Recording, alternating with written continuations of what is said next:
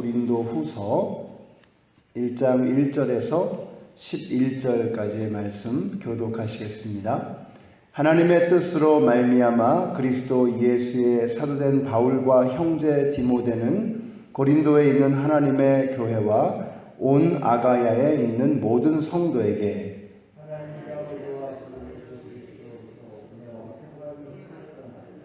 찬송하리로다. 그는 우리 주 예수 그리스도의 하나님이시요 자비의 하나님이시요 모든 위로의 하나님이시며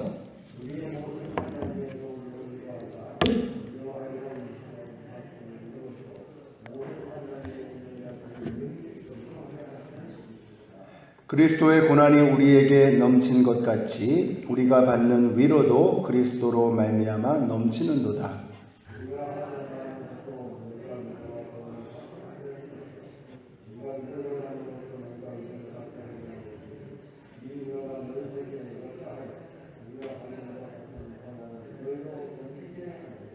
너희를 위한 우리의 소망이 견고함은 너희가 고난에 참여하는 자가 된 것 같이 위로에도 그러할 줄을 알미라.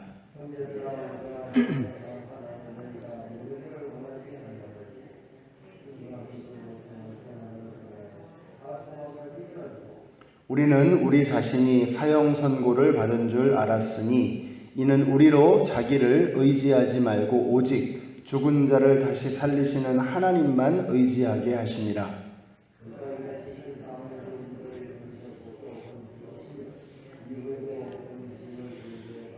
함께 읽습니다. 너희도 우리를 위하여 간구함으로 도우라. 이는 우리가 많은 사람의 기도로 얻은 은사로 말미암아 많은 사람이 우리를 위하여 감사하게 하려 함이라. 아멘. 네, 오늘부터 다시 고린도 후서, 이제 신약으로 돌아와서 고린도 후서를 읽습니다. 아시다시피 항구 도시였던 이 고린도는 음란하고 또 수많은 사람들 또 사상들이 여과 없이 흘러 들어가고 나오는 그런 풍요롭지만 또 동시에 혼란스러운 도시였습니다. 자, 그런 도시에 있는 교회답게 고린도 교회는 여러 가지 면에서 굉장히 풍성했죠. 성경 지식도 대단했고 열심도 있고 은사도 굉장했습니다. 재림의 소망도 확실했습니다. 대단한 교회죠. 자, 그런데 이 대단한 교회에 분열과 다툼과 시기가 있으므로 사도 바울은 이 교회를 향해서 너희가 어린아이 같다 이렇게 말씀을 했습니다. 그래서 이 교회에 여러 가지 혼란과 문제가 있다라는 영적인 문제가 있다는 이런 이야기를 듣고서 쓴 편지가 바로 고린도 전서였습니다. 자, 그러나 그 편지를 받고도 크게 좋아질 기미가 보이지 않았고 바울은 직접 고린도 교회를 방문하게 됩니다. 자, 그 후에 고린도 교회가 바울의 가르침을 겸손하게 받아들였다는 이 보고를 들은 후에 기록한 서신이 바로 고린도 후서입니다. 그러니까 고린도 후서에는 이 고린도 교회가 변화된 것에 대한 어떤 그런 그 칭찬이 들어 있습니다. 그래서 크게 네 가지 내용이 담겨져 있는데 처음은 자신의 가르침을 잘 받아들인 이 교회에 대한 칭찬이 들어 있고요. 그 다음에는 그 가르침을 거부하는 거짓 교사들의 책망이 들어 있습니다. 또 세 번째는 자신의 성품과 권위에 대한 설명이 들어있고 마지막으로 예루살렘 교회를 위한 연보에 관해서 말씀하는 내용이 담겨 있습니다. 이렇게 크게 네 가지의 내용이 들어가 있는 것이죠. 자, 그 중에서 오늘 1장의 첫 부분에서 바울이 강조하는 것은 위로입니다. 오늘 읽어보면서 계속해서 반복해서 나오는 단어가 있는데 그것이 바로 위로라고 하는 이 말씀입니다. 여러분, 우리 하나님은 위로의 하나님이십니다. 3절에 보니까 그냥 위로 정도가 아니고 모든 위로의 하나님이다 이렇게 설명하고 있습니다. 자, 위로의 하나님이라고 하는 말씀의 의미는 무엇일까? 오늘 두 가지로 생각을 해보려고 합니다. 우리가 위로의 하나님이신데, 자, 첫 번째로는 위로하실 수 있으신 하나님이십니다. 위로의 능력이 있으신 거죠. 4절 끝에 보시면 능히 위로하시는 하나님이시다. 위로하실 수 있는 능력이 있다라는 것입니다. 여러분, 하나님은 위로하시면 위로가 되는 분이십니다. 자, 이게 무슨 말이냐? 자, 우리가 위로를 해도 위로가 안 될 때가 있습니다. 전혀 도움이 안 될 때가 있습니다. 사람이 그렇습니다. 조용히 가족장으로 치러졌지만 우리 교회 식구인 만큼 여러분이 모두 아셔야 하기 때문에 말씀을 드립니다. 어제 고 김근숙 권사님의 장례식이 있었습니다. 이 권사님이 소천하시기 전에 3일 전에 병원에서 배웠었는데 저는 병석에서도 그렇고 그렇게 화사한 얼굴로 밝은 모습으로 마지막 병석에 남아 계셨던 그런 분들의 모습을 기억하기 어려울 정도로 참 우리 권사님은 밝고 구원의 확신이 누구보다도 명확하셨습니다.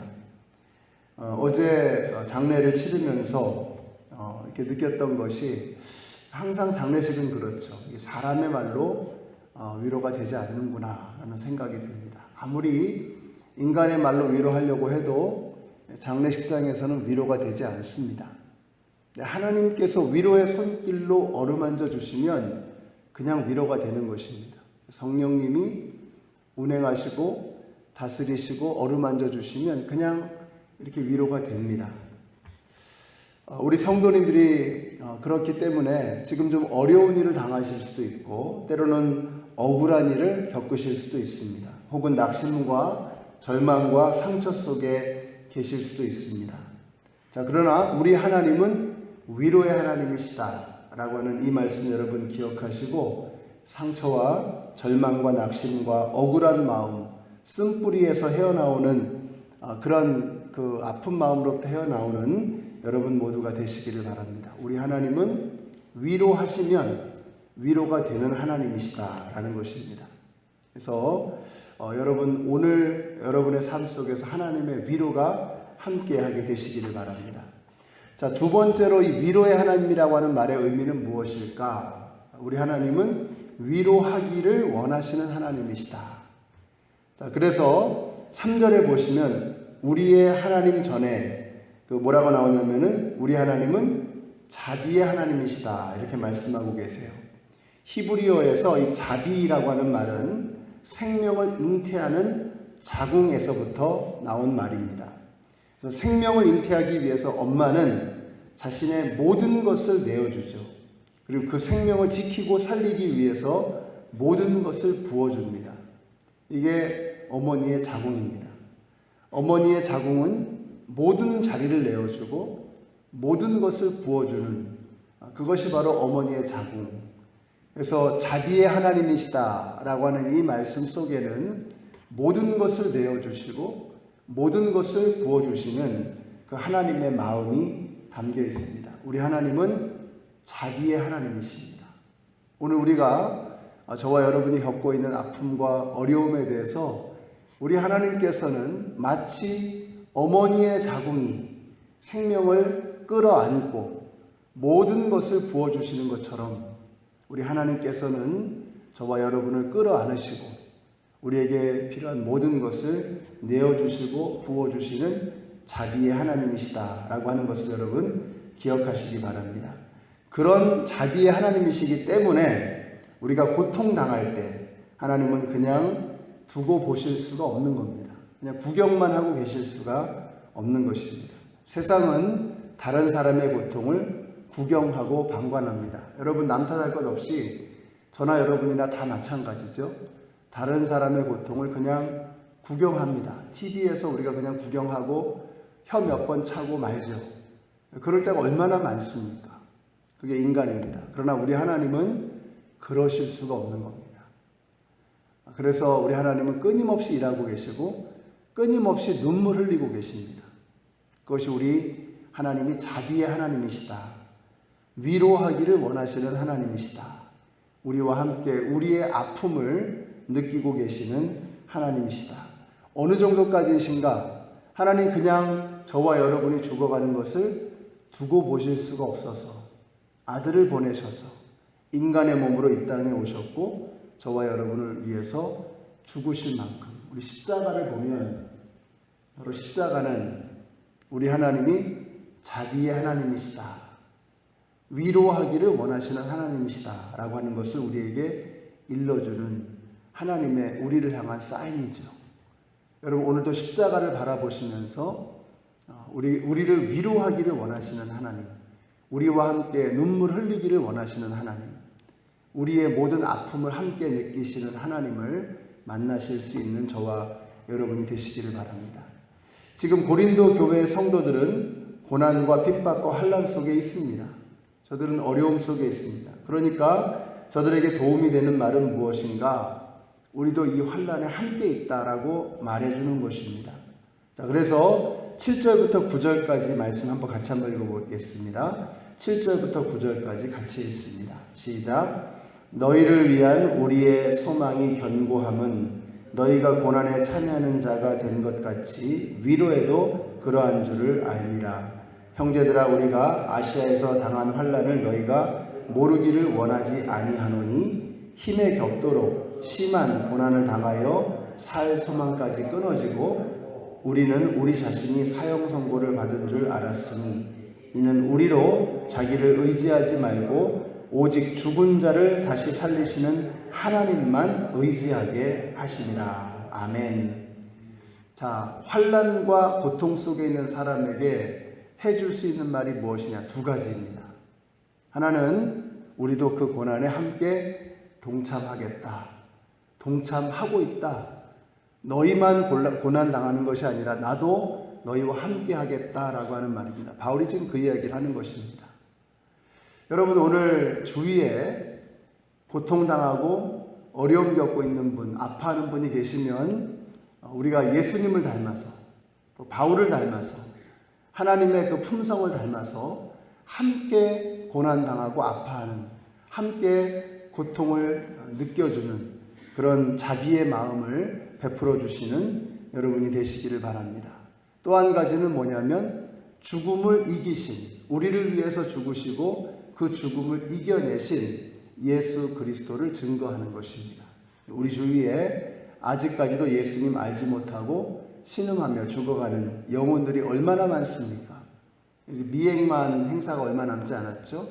주위에 믿지 않는 분들에게 자꾸 복음을 전하고 죽음을 이기신 예수 그리스도를 전하는 것입니다. 오늘 저와 여러분 주위에 있는 믿지 않는 분들에게 어떻게 해서든 때를 얻든지 못 얻든지 예수 그리스도의 복음을 증거하시는 오늘 하루가 되시기를 예수님의 이름으로 축원합니다.